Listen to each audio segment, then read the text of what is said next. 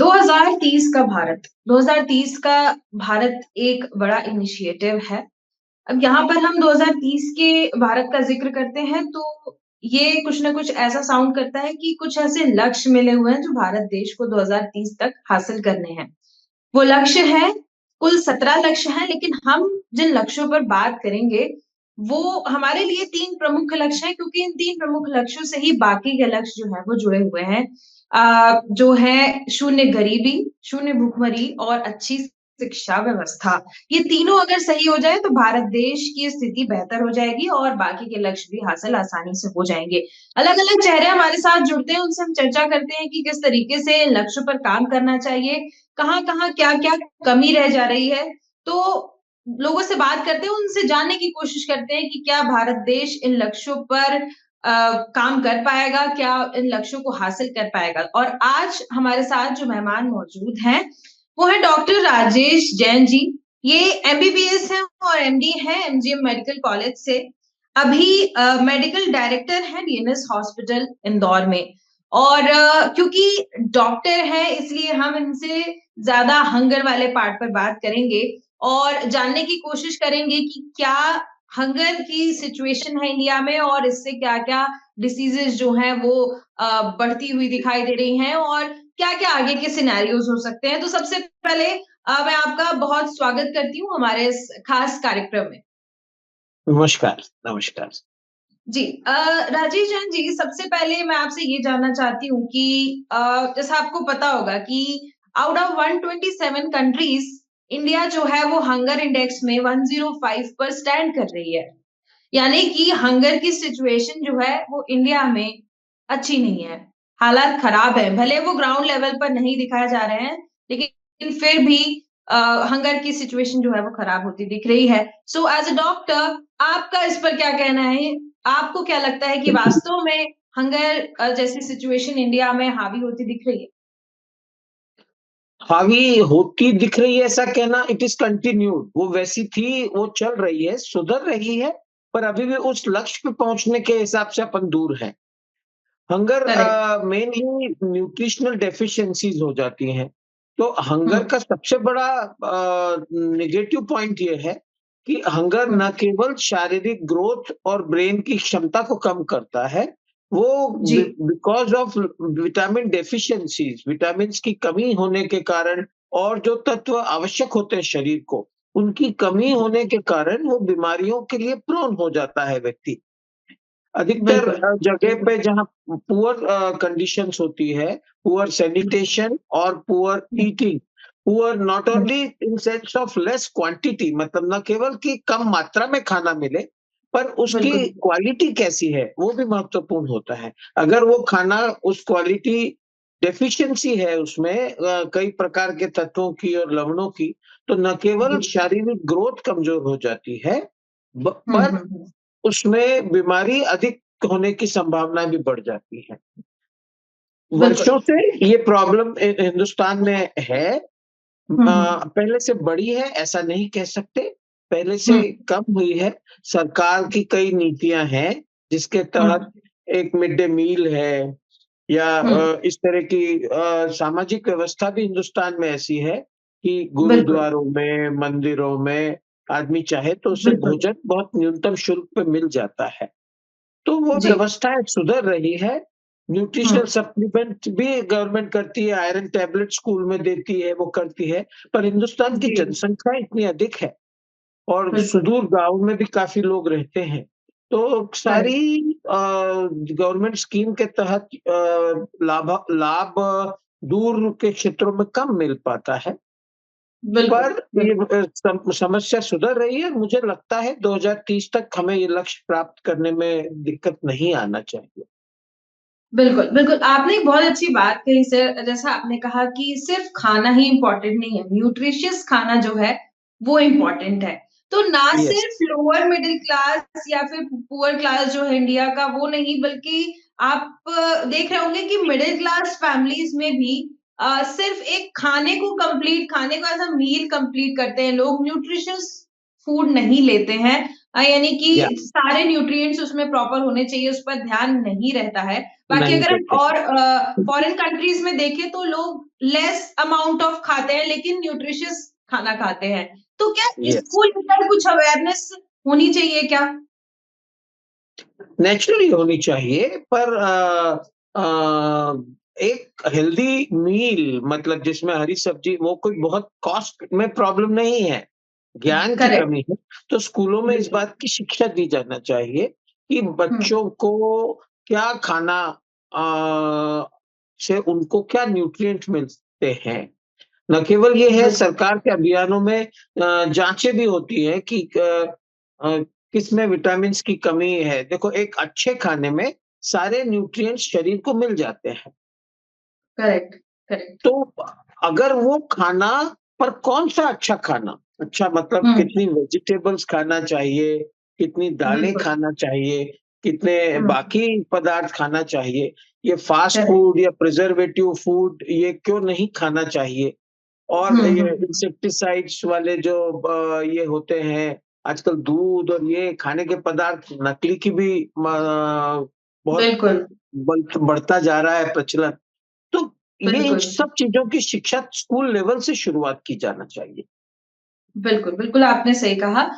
जैसे हंगर की जब बात आती है तो हम सिर्फ़ ये नहीं देखते हैं कि 2 वक़्त की रोटी किसको मिल रही है, लेकिन कितनी न्यूट्रिशियस थाली में कितने न्यूट्रिशियस फूड हैं, उस पर हम ये भी एक हंगर का एक क्राइटेरिया है नापने का। तो अब बिल्कुल, यहाँ पर बिल्कुल, बिल्कुल। जैसा आपने कहा ना कि बहुत मिलावट वाली चीज़ें आ रही हैं मार्केट में, तो एक ये बहुत बड़ा कॉज़ है कि जो न्यूट्रिशियस फूड लेना भी चाह रहे हैं, उनको भी कहीं न कहीं मिलावट मिल रही है और इस वज़ह से उनका प्रॉपर जो है वो डाइट कंप्लीट नहीं हो पाती है। तो इसमें ये सारे सिनेरियोज़ को हम अगर एक साथ लेते चलें और ये समझें कि of course at the end इसमें गवर्नमेंट को ही काम करना पड़ेगा। तो ऐसे आपकी तरफ से क्या लगता है क्या इनिशिएटिव्स हो सकते हैं? इंडिविजुअल इनिशिएटिव तो बहुत नेसेसरी है, जब तक खुद को अवेयरनेस नहीं होगी तब तक कुछ भी नहीं हो पाएगा। लेकिन गवर्नमेंट की तरफ से जैसे आपने बताया मिड डे मील्स हैं और भी बहुत सारी चीज़ें हैं। और क्या ऐसे इनिशिएटिव्स हो सकते हैं जिनको हम लाएँ भारत देश में जिससे स्थिति में सुधार देखने को मिले?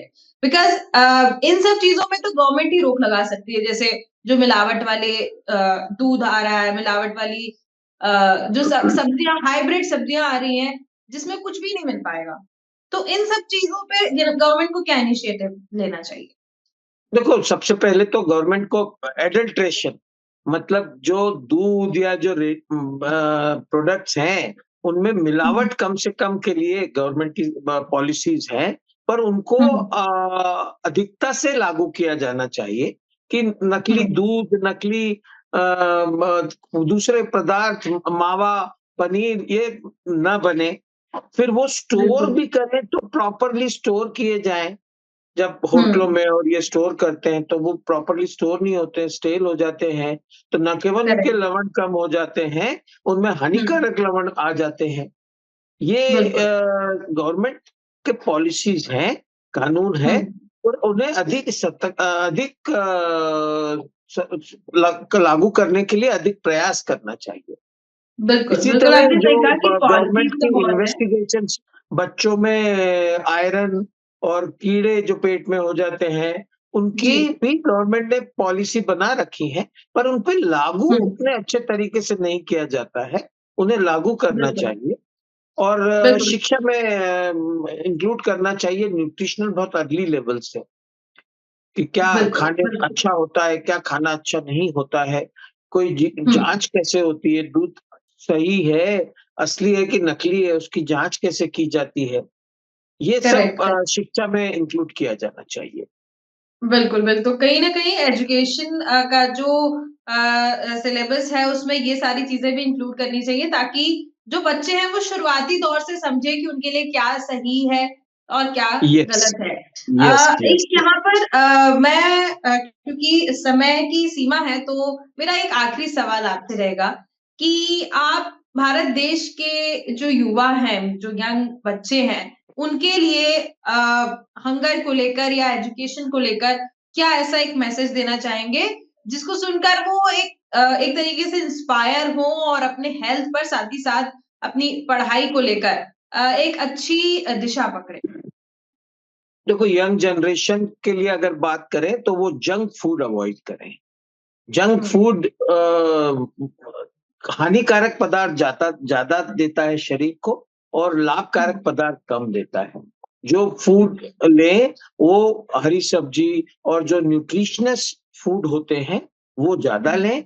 और उनकी एक और ज़िम्मेदारी है कि वो अपनी अगली जनरेशन को शिक्षित करें, क्योंकि क्योंकि जितनी जल्दी न्यूट्रिशनल हेल्थ डेवलप बचपन में होती है, वो एडल्ट हुँ, में उसका उतना फ़ायदा नहीं मिलता।